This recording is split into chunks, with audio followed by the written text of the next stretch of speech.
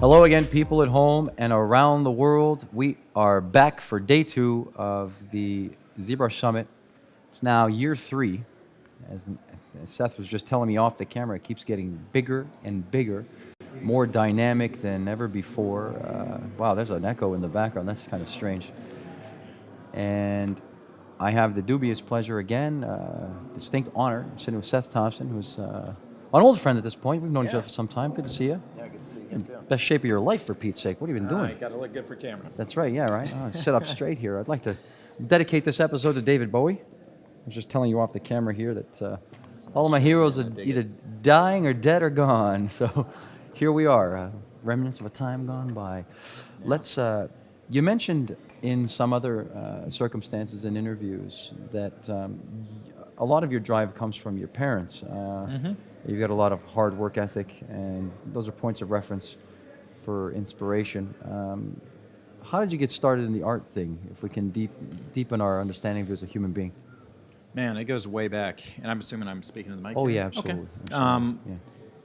I mean, some of my first memories literally were playing video games, doing art. I was the type of kid, I was very, very driven, so even when I was coming home from school, I'd sit down for an hour and I'd just start drawing, whether it was like trying to draw Jabba the Hutt or Gamorrean Guard or these things, always doing it. And then, of course, I was the kid at school that was always, as young boys do, creating all the crazy army drawings of people getting shot and all this stuff that most people would normally be worried about. But I've been an artist my whole life. And then just as I kind of transitioned and learned more and more as I got older with painting, sculpting, animation, I guess it was maybe my sophomore year in college that a 3D program started up at my college, and the teacher, he was kind of learning with us, and I just was like, oh, okay, this is a way I can stay an artist, I can probably make a living, and that was kind of my intro into it, and I just fed off it and went from there.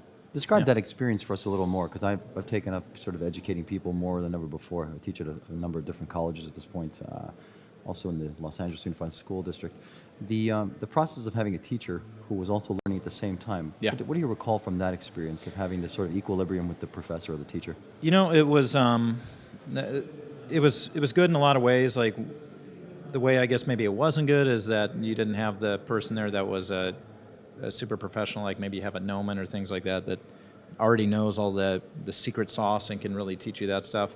But the thing that was great is they had the same amount of passion as we did jumping in. Right. Not that professionals don't, but they were super curious, and the teacher didn't have any issues with us maybe even surpassing them in certain places. Right. So it's kind of like you do in a lot of different schools or locations. You find a couple people that you see in there that are working really hard as well. And I remember two of the students that were in the class that really started pushing the limits was a guy named James McCoy, who is one of our directors on the Blizzard animation team now. Oh, yeah, I was going to say that. Whoa, Yeah. that's weird. Okay. And then also Jeff Chamberlain. Wow. And he literally is like the boss of our Blizzard animation team. Yeah. Which, for those of you out there that don't know, Blizzard Animation is formerly Blizzard Cinematics. Okay, So- yeah, that's an important distinction, because Yeah. and that body of work from those guys, not to detract from our conversation personally, but that animation team is par excellence, and we'll get into that a little later on. Thanks with a those. lot. Yeah. We've got those guys lined up as well. They're coming up right after you. I think they're warming up out there. Yeah, we got some of the guys out there. As we speak. But you mentioned this idea of working in tandem with the teacher who maybe there wasn't a gnomon. And I think there's something really valuable in that conversation to be had that we can extend upon further. And it's the idea that if we think about process, we step into these environments where we're working inside of a pipeline. Mm-hmm. There's an existing process where people are going to be asked to come into. In a case where you have that experience where the process is not so clearly defined, you actually probably had a lot more freedom to explore in ways that maybe you might not have. Yeah, that was a good point, because it was kind of like the Wild West. I mean, we were just, one year we'd be, I think the program we used to start with was this program called 3D Presenter, and we were modeling humans using lathe tools. It was Geez, crazy. be careful. You might date yourself, man. Yes, old school, but not super old school, but somewhat. I can see the white in my beard Yeah, these right here. days. Look at that right yeah, here. that's my wisdom. Yeah. Is that what we're calling that? Yes, that's what people call it. So, no, it was definitely open-ended. There was a lot of room for kind of exploring and trying different things. So, in that fashion, it was really nice because there wasn't really any limits on what we wanted to do, and just kind of explore and whether you want to do some crazy cyborg robotic thing or like Right. really organic thing. It's interesting. Sort of a natural progression into it, basically, from what you described as being a younger kid who was interested in these things and kind of Yeah. not so jumping into such a regimented experience. You know, because I feel like sometimes I'm giving people information that is not that it's structured or that it's, you know, people ask me all the time, is it the same content every term? And I say, well, how could it be? You know, you're not the same students.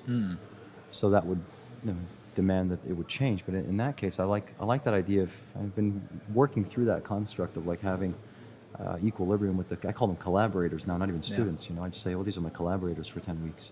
Yeah. So different paradigms. I was going to ask you about yourself outside the pipeline, but I'll come to that later. Sure. Most people probably don't know, but you actually spent some time in Japan, That's correct. and you lived in Japan for some time. What brought you to the land of the rising sun? How did you end up in Japan?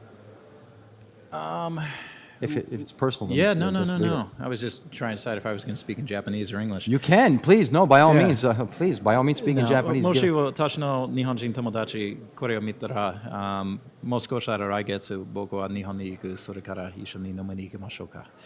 ですけども、I was just telling my friends if anyone's watching from Japan, I'm going to be there next month, so we should Okay, go out and cool. have a drink. But anyways, as a kid, the games that influenced me the most out of anything I ever played was Final Fantasy. I remember I loved role-playing games, but when I played Final Fantasy 1, it was the game that impacted me so much that, you know, whether it's looking through the manual and being like, I have to copy every single I illustration. told them yesterday. Right? I said that to those guys manuals are yesterday. beautiful. Yeah. Oh, yeah. They were because here. they I were told them yesterday. yesterday. I said, you have any idea the impact you've had? Yeah. Like it's that the brand has had? amazing. So, and then just playing the game, Final Fantasy 1 was life-changing for me. Even as a kid, I remember, I think I was maybe, I don't even know how old I was at the time, but I remember seeing the credits at the end of the game. It's all these Japanese names. I think I was young enough, I didn't even really know what Japan was. But I just knew my name was going to be in the credits one day. So I was so inspired that I knew at that point, no matter what it was going to take, somehow I was going to get there and work on one of those games. We'll get that And Thompson name in there with the rest of those guys. that's right, yeah. I don't know if you were at that demo I did a while back last year with Noman. But yeah, I got to see the name in the credits, all that kind of stuff. But I guess fast forward to once I got into college, and after college, once I got to Blizzard, basically Blizzard was one of the only places I ever wanted to work. I got there, and then I had an opportunity 3 years later to go to Japan. Right. And I figured if I was ever going to do it, now was the time to do it, or Right. back then. So that's what I did. I went over there, and I guess, I'm not trying to brag or anything, but it was definitely way old school back then. This is I the keep place saying to do old it, man. school. Yeah, this is the place to do it. Do the bragging now. We're on the show. You're on the hot seat so, under the you lamps, know. man. Hey. Back when I was young and way hotter. No, so whenever I went over there, they hadn't really employed a lot of people that were outside of Japan at that time, and the department was about 70 people. I was the first non-Japanese, other than a guy from Hong Kong, and you just get thrown right in the mix, and that's kind of how I wanted it, because I wanted to learn the language and pick it up. You I hadn't remember- taken any Japanese language lessons prior? Or? Yeah, I'd taken some night courses. Wow. So and for anyone out there that's interested in doing something like that, learn the grammar of the language first, because that's kind of like the foundation. And you Yeah. can just build the rest off of it. And if I hadn't known the grammar, I would have been totally screwed, because I remember you're in classes, you're learning how to speak with other Americans that have American dialect, and you're speaking very slow, and you're speaking very correct pronunciation. And then once you go there, it's like people speaking broken English here. In Tokyo is like New York, they speak so fast. So you just got to learn pretty quick. But yeah, I got off on a rant there. But that's yeah, I okay. worked in Please. Japan for 3 years. I probably would have stayed a little longer, but it was crazy, crazy busy hours. And Tokyo Nights, man. yeah, I needed a Yeah. I needed a refresher. Okay. And so I came back. But yeah, I mean, if I ever left Blizzard, I would love to go back there again one day, and I still keep in touch. with Wow, all that's those interesting. guys. So you were able to break through that sort of fear that some people have and go the extra distance to sort of reach another goal. Yeah, which absolutely. I think is the moral of the story. You know, Yeah. for young people watching at home, this is Totally. And the fear, I think, is you just, honestly, you're always going to be afraid whether you're up on stage talking to people or something like that. You know, you just got to break through it. making a lot of noise behind the camera there. Yeah, I'm going to all speak good. with the CEO. That's the voice of Jaime Lavelle. Jaime. That's right. Maybe you want to stop. There he is behind the camera. Hey, how you Jaime. doing? Jack, just talking about him we're earlier. live actually right now around the world with Seth Thompson. It's all good. You're allowed to. You guys run the place. So anyway, a little distraction here. This is the, Yeah, no the benefit worries. of doing this thing live. What we're trying to say is that you may experience some hurdles or some sort of momentary obstacles, and you have to try to overcome those things. What's driving you in that regard now to overcome any sort like? What major hurdles are you experiencing in your free time at this point? Excuse me, in your time there, what major hurdles, other than language, did you experience there? Oh, in Japan or Yeah, here? no, in Japan. Japan, honestly, I didn't have a lot of free time. Like we were working 6 days a week, about 12 to 14 hours a day. So free time, it was like you hear a lot of stories out. You go out and have a lot of drinks with the buddies. And Kampai. Yeah, kampai. Do a lot of that. And that was honestly one of the best places to learn language because you're relaxed. And they used to joke with me, my boss, even when I'm working, Yeah. like, we need to get him a beer because he's too tense. But Why so serious? yeah. And the thing that's funny is next month I'm going back to give a presentation. And now I really enjoy going back because I get to go tour and do all the things I didn't get to see before because I was just so busy. And engage in a different way. Yeah. You know? Yeah. And not to say I didn't enjoy the experience before. I got exactly what I wanted. I wanted to be ingrained in the culture and everything. Right. And in that case, it was a lot of work. But it was also awesome. You get to work on Final Fantasy stuff all day. You Yeah, know? no kidding. So I learned so much when I was there. It was a great life experience. It's a poetic moment for you as well to come from that. I know exactly the feeling you had because I remember being in the, at the school and everybody clamoring over the manual and saying, "Oh, Final Fantasy, let me take a look. And it's like a big deal. It's like a Yeah. cultural movement, So to be a part of that and be involved in the production of it in the credits is something, the childhood dream come true, Yeah, and I was extra stoked because when I got there, I remember they're like, all right, we're going to have you work on this new announcement thing. We're going to make a film, which is Final Fantasy Advent Children, and Final Fantasy VII cinematics are probably some of the most groundbreaking things ever. Yeah. So I got my hands on all the original assets of like Midgar, all these things that people man. had created, and I'm just taking those and modifying them, just like, this is amazing. Shake, shake, shake. Oh, yeah, totally. So I couldn't have asked for a better experience. It gives me goosebumps thinking about it right now. Yeah, right. That's still exciting. Still, you can't feel the excitement, but the guy is genuinely really excited. Still talking about it to this day. I mean, it's like years removed, Yeah. obviously. So, what drove you to environment development? That's a good question. Whenever I was working, and I started working at Blizzard back in 2000, I was 21, just out of school. 14 of us working in the department. We were all generalists, which means that you have to do a little bit of everything. Right. And one of the areas that they needed more help with, that I saw a place that I could probably shine a bit more, was doing environments. Because a lot of people, when you ask them, like, what do you want to do? Everyone's like, I want to do the characters, or I want to be an animator. Nobody ever grows up wanting to play the bass guitar. That's right, but you got to keep the rhythm, right? Exactly. So in environments and composition, even as a kid, and even now today, I'm the type that if I have a blank page, I have a really hard time not filling every single thing with detail. So even as a kid, like whether I drew characters or did stuff, I'm always going to flesh out a huge environment. So for me, I always love composition, that kind of thing. So one, it was professionally, it was a place that they needed some help at the time. Right. And then two, I enjoy doing it as well. So it worked out. I didn't know that I would kind of specialize in that this many years down the road. Unplanned and organically sort of came about. That's kind of how I got into it. But it's great work. I've seen you do some demonstrations over the years, obviously. Cool. People who know me know I've been, involved in this for some time now. So, Thank you. yeah, thank you. No worries. I wanted to talk about what drives your discuss your artistic inspirations and where do you draw these inspirations from?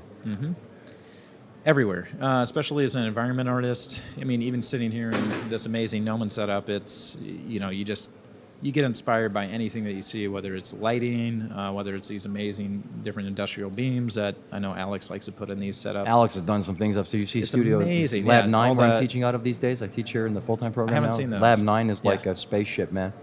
There's some stuff going on. And back over here, there's some Yeah, bones and skeletons. even some of the stuff that's in here, like Yeah. a lot of the things that they have kind of manufactured is really cool.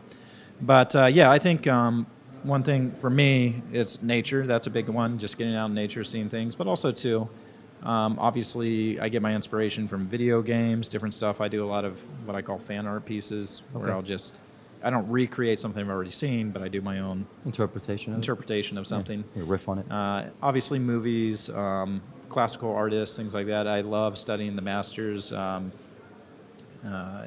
for composition, all Right. those kind of things. So anywhere I can get it. And then, of course, the people I work with, like the team that I work with is insane. Like literally, That's an understatement, but yeah, like Tony Bertinchevek, one of the probably top 5 environment guys in the world. Laurent Pirlo, he was here yesterday working on stuff. Amazing Yeah. guy. Just tons of amazing people on the team. Just top super of the talented. top class, top of the pops. I mean, So it's, those guys you just get super inspired with. So we're pretty fortunate, I think, on the Blizzard animation team that every single discipline it's like the cream of the crop. People there, the caliber is really high. So you can't go in there and not be inspired. That's a good point. You Yeah. take it from the people around you. Now, one last thing. They were giving me the spinning finger of death behind the camera, telling us that it's time to go. Got it. Apparently, you've got a thing for beer, and most people may not know Absolutely. this about me, but for many years I worked, when I was a university student in Toronto, I worked at a place called the Beer Store. All right. And I spent some years paying my way through school, working at a place called the Beer Store. Have you tried the Rochefort 10? Are you familiar with I this have brand? not had that. The Rochefort 10 is something that I think you might like a lot. What about La Maudite? How's it spelled? I'd have to see it. Yeah, La Maudite. It's got this I might canoe have on had the that front one. of it with these guys riding the canoe and the devil behind them. Yeah, I think I've had that. That's a glorious What's the biscuit. brewery? Unibrew? Yep, Yeah, that one's it's a amazing. Canadian one. Super good. Being a Canadian, right?